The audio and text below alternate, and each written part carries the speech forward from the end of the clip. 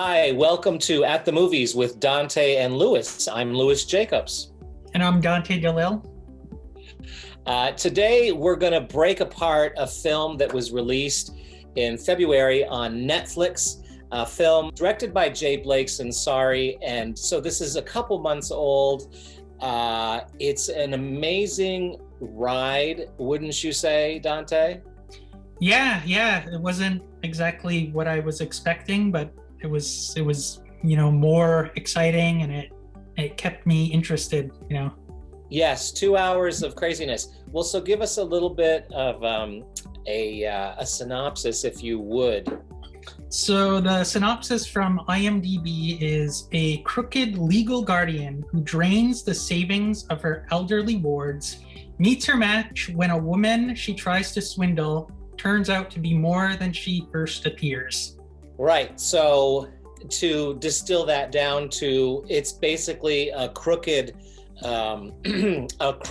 player in the film who, based on the state assigning legal guardianship to these elderly people who are basically helpless in this situation, because then the legal guardianship is based on somebody who's part of a whole racket in trying to make money. The person that you mentioned, the elderly woman who is taken away at the beginning, is played by the brilliant two-time Oscar winner Diane Wiest, who we know from films like Bullets Over Broadway and Hannah and Her Sisters and Edward Scissorhands. And she's the perfect person for me just to talk about this character for a minute, because it does start with this elderly woman being taken away, right? And she says, "No, I don't know what you're talking about." God. So that in the scene is like, it's like a gut punch, when it happens, and it's like it's so scary, and you feel just where she is, like how taken aback, like it comes out of nowhere, right? Like her whole world is like turned upside down. Right. And because it's an elderly person, which most people, except for Rosamund Pike, evidently, and everyone else, if it's an elderly person who seems like all of a sudden, their world has been taken out from underneath them, and it's played by Diane Wiest, so she's generally a likable character. Like I knew her from like Birdcage and The Lost Boys. So I've seen her in movies here and there. So right, I had that feeling, that empathy for her right off the bat. it's Rosamund Pike, starring. Talk about her performance. I'm not as familiar with her as the next guy. So what's your take on? I've been a big fan of hers for like a long time, and ever since I seen her in Gone Girl a couple of years ago, the David Fincher film, I've been a big fan. And ever since she's been in that movie, I've been saying like, oh man, it would be great if she was in a James Bond, because I love the James Bond movies, and I think they always have these good roles. So I've been always thinking like it would be cool for her to be in one, not realizing that the first movie that I ever saw her in like years ago was Pierce Brosnan's Die Another Day. She actually did a James Bond film, and you always wanted her to be in a James Bond film, and she actually already had done one. Yeah, but it was such a forgettable and terrible movie. It was like, oh, they wasted her. Yeah, so she's fantastic, and British, and somehow does this this American accent that reminds me very much of the voice of the lead woman in the TV series Bones. I don't know if you know the show Bones. Okay, yeah. But the actress, where her voice sits, she almost sounds like Annette Bening. Do you know Annette Bening's voice? Yeah. She's got a little register to it that sits low and sort of alto-y. I guess it didn't hit me that, that she was doing an accent, but I watched an interview with her and I was like, holy crap, like I thought she did a convincing American accent. It wasn't like Benedict Cumberbatch or Hugh Laurie. I find their accents are a little like weird. They don't sound American. Peter Dinklage in this film. Peter Dinklage, of course, from Elf, from Station Agent. If you haven't seen Station Agent, amazing film because it's such a departure from what we're used to. Peter Dinklage playing, it's different, I think. And of course, his greatest claim to fame probably is Game of Thrones, right? So you enjoyed his performance in this? Yeah, I loved his performance. I really liked how his character was written. You know, it's such an easy role to be like just plain bad guy or plain Russian mobster, but I thought there was a lot of like heart to him to make him an actual human being as opposed to like villain. There's one scene, I don't know if you remember it, and this isn't just people at home, there are going to be a few spoilers, so if you're overly concerned about, we're trying to talk in code, but there are a few spoilers in this, so turn it off right now if you don't want to, or if you're like me, I forget when people tell me the plot and I watch it fresh anyway. So, but do you remember this scene, Dante, where he's sitting on his couch in his office, Peter Dinklage, and his mother, I think he sent his minions to go get her and whatever, but he's looking at a photograph, and I don't know how they did the artwork, but it's a black and white photograph of Diane Wiest as a young woman, or what she would look like, and him, you know, and he's a little person, so she's holding him, he's maybe 5 or 6 years old, 8, and it's such an amazing, I didn't remember that moment? No, it's really, I just watched it, but I'll have to watch it again. So now, but it makes you think he loves his mother, you know, like he loves this woman, so that's why he's willing to do anything. Yeah, and that it comes out, you know, he plays it so well. Yeah. So what do you think about Eliza Gonzalez's performance as Rosamund's girlfriend there? I thought she was good. This year she was in Godzilla versus King Kong, but she was kind of like a throwaway character. She's in like the Fast and Furious movies. Right. But yeah, I thought she served a good purpose. I found like her character kind of humanized Rosamund Pike's Marla, her character, like kind of gave you more to root for her, because Rosamund Pike kind of plays like this despicable, awful Marla character. Grayson. She plays Marla Grayson. Yeah, and like throughout the whole movie, there's nothing really redeeming for her, I found. But this relationship kind of gives you something to kind of like root for her, sort of. Right. So what are some of your favorite scenes in I Care a Lot? One of my favorite scenes is actually with the lawyer character played by Chris Messina. Yes. There's a scene early on when the Russians send this kind of like slimy lawyer to kind of square things off like legally, and I just thought that scene, I think, might be my favorite scene in the movie. Well, I won't ask you why. No. Of course, that actor is in the film Julie and Julia. He plays Amy Adams' boyfriend in that film, and he's so wonderful and warm and wonderful in that film. So when he appears, and I agree with you, that's a good scene. When he appears in this film, I Care a Lot, you don't know who the heck he is for a minute, and then I had to look him up. And I was like, oh, he's a slimy lawyer now. Yeah. And like character. Yeah, he's like so over the top, but it works in this. Because I know him from the show The Mindy Project, and he kind of plays like the love interest of the main character, and he's like this normal guy. And then seeing him in this like really slimy, evil lawyer, like I love that scene. That scene was like amazing between him and Rosamund Pike's character. Just how they play off of each other, like they're both smart and both Yeah, they're both smart people going against each other. Yeah. There's one scene that I like, and I'm trying not to mention the exact circumstances, but it's where Rosamund Pike at the end, after she's gone through some terrible struggles, ends up in that convenience store. Okay, yeah. And just walks in and grabs some things off the shelf. She grabs milk for her broken tooth, and she walks over to the hot dog machine and puts her face on the hot dog warmer. And it's such an amazing, because that's as broken down as she's going to get. Yeah, because she's been like put together and well dressed and had everything under control the whole runtime. Yeah, she's relentless.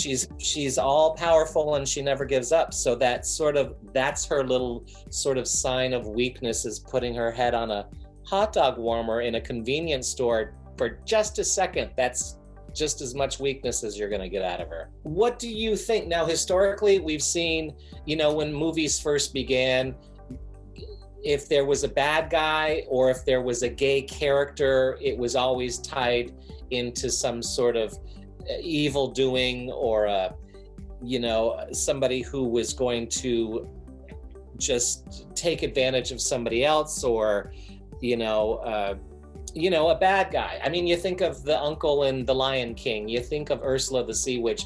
In the 60s, lots of films, the predator, the gay guy or the gay girl is always a predator or a killer or psychologically imbalanced. Well, here you have two lesbians who are whack-a-doodle, all for the sake of power. She says at the top of the film, there are two types of people in this world: the people who take and those getting took, lions and lambs. Yeah, and she, of course, is a lioness. What do you think about that? Yeah, I think it works. I think their relationship, like I said, it kind of like humanizes her. Rosamund Pike's character, it kind of gives you something, like she cares about her girlfriend, and she's really in love with her, and she's doing all this awful stuff, but you kind of have a feeling for her after that. Like, she's a human being, she's a person that has this relationship. Do you think the movie would work if she were a straight woman and she had a husband? Yeah, well, I start to look into it a lot, because I noticed that, and then I noticed that the scene with Chris Messina, the lawyer, they really pay attention to when he's talking about her doctor. He says her doctor, he says right. He's, and she corrects him by saying it's a she, and he says, oh, she doctor. Like, I think there's a very, it's very intentional that they're putting these women in these roles.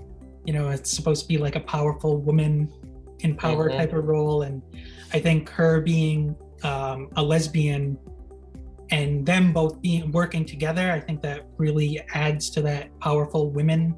I'm glad you mentioned that, because the female thing is interesting. Well, what did Rosamund Pike, you said there were things that drew her to the role. Was that one of them? Yeah. There was an interview with Rolling Stones I saw that her and the director did, and he talked about how this Marla character was weaponizing the female trope of caring, like, how women, that's a thing, the trope is that they're just caring, but this character Marla like weaponizes it and uses it to her advantage. Right. So I think that's like one of the things that drew her to this character, because there was this spin on the empathetic, loving, maternal woman, and she actually is just as evil as all get out. And the director talked about like how if you saw this character out somewhere and you saw her and she's very well dressed and everything, you'd think, oh, she's such a nice person, and you talk to her and ask her like what she does, and she says, oh, I care, I'm a guardian for older people, and you kind of think, oh, well, this person's like really great, this person seems really nice, but not knowing that she's a terrible person. And I know statistically there are situations where people are in those positions. If an elderly person becomes the ward of the state,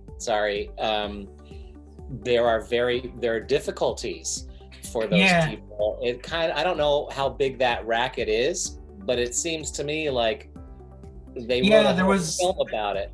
Well, the director actually said that's why he made this movie, was because one of the reasons why he made this movie is because he was hearing these stories about it happening to elderly people, and he wanted to make a movie with that and the character of what he had an idea of for this Marla character, and he put it together. It's such a scary idea that it's actually happening out there, Well, the saving grace too for this film to me is that she's Diane Wiest's character of Jennifer Peterson. Without saying too much, she's not the necessarily the sympathetic old elderly person that we think she is. So the film can be a comedy thriller because she's not really that. Do you know what I mean? Yeah. Well, I think she's the most sympathetic person in the movie, the good person in the movie that you kind of hope for. It's Diane Wiest. Yeah. But do you know what I mean? If she were really, if this was a serious film about and there are obviously the Marla Grayson character has a whole ton of people that she takes care of, or that she's the guardian for, but that whole board. So it does, So anyway, it's a note to self: watch your dudas in the old age homes, and make or even sure before that. Or before that, yeah, probably. And this, again, for the viewers watching, this is on Netflix. It's called I Care a Lot. It's a wild ride. It's actually on Amazon Prime in Canada, too. Oh, okay. Yeah, that's how I watched it. So would you give it a recommendation? Yeah. I thought it was an excellent movie, While I was watching it, I kept on thinking, because there's some movies where there's such a great performance. I kind of like to say would it still work without this person in the movie? So would this movie work if Rosamund Pike wasn't in it? Because she gives this an amazing performance. I think it would. I think it would be lesser. But I could do that role. Seriously. Because she's playing pure evil. There's not even anything, even when she's in the courtroom scenes, talking to the judge, who seems a little bit out of it, frankly. Not really paying attention to these serious matters of elder care. But you can see the look on it. I can see right through it. Can't you see right through her? I liked her turn to this caring person, and everything that she says in the courtroom, how much of a lie it is, but you can see her, she's really trying. She's a smart, really intellectual person. But all of the other performances are great. Everybody in this movie brings something to their role. Chris Messina only has 2 scenes, but I remember those, and they're so great. I really like the movie. I think it's paced pretty well. Would you recommend it? I think it's a fun ride. I would definitely recommend it. I don't have issues with the what happens at the very end. That's the biggest complaint I've been hearing, is the ending. You just reminded me, but I think it works also. So, all right. Well, 2 recommendations. Well, so that, again, is our take on I Care a Lot, available on Netflix in the States and Canada. I guess it's on Amazon Prime. Thank you for watching At the Movies with Dante and Louis. I'm Louis Jacobs. And I'm Dante DeLille. So, we'll see you again next time. Oh, no.